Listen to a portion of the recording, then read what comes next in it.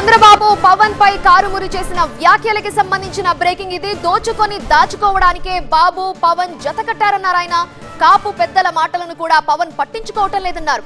తనకెవరూ చెప్పొద్దు అనే అహంకారంతో పవన్ ఉన్నారని అన్నారు మంత్రి కారుమూరి. పవన్ కళ్యాణ్ ఇప్పుడైనా తన భాష మార్చుకోవాలన్నారు.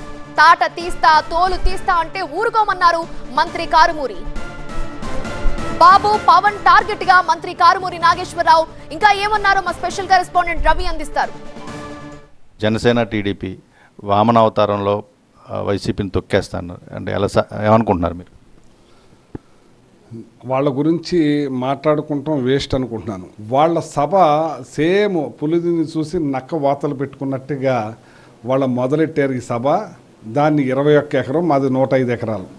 6:30 అయినా జనం లేక 26,000 మందితో మీటింగ్ చేసి వెళ్ళిపోయారంటే వాళ్ళతో నేనేం మాట్లాడాలి, మీరు ఏం అడుగుతారు అని చేత వీళ్ళు ఎన్ని విన్యాసాలు చేసినా వీళ్ళని పట్టించుకునే నాదులు లేదు. ఇవాళ ఒకటి చెప్తున్నాను, ఏదైతే పవన్ కళ్యాణ్ సామాజిక వర్గానికి చెందిన పెద్ద వ్యక్తి, గౌరవైన వ్యక్తి హరిరామ్ జోగి గారు చెప్పినది కూడా తీసుకోను, నాకు ఎవరు వ్యతిరేకం చెప్తే వాళ్ళతోటి నాకు అవసరం లేదు వెళ్ళిపోండి అని చెప్తున్నాడు.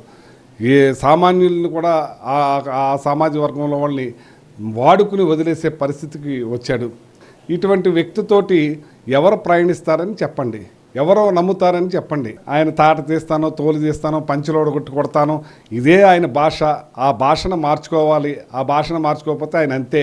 వైసీపీకి సంబంధించిన వాళ్ళందరూ కూడా నేరస్తులు, నేర స్వభావం ఉన్న వాళ్ళు అనేది విమర్శిస్తున్నారు. నేరస్తులు, నేర స్వభావం ఉన్నవాళ్ళు మొన్న జైలుకి వెళ్ళి వచ్చింది ఎవరో జైలుకి వెళ్ళి వచ్చింది చంద్రబాబు. ఇదే పవన్ కళ్యాణ్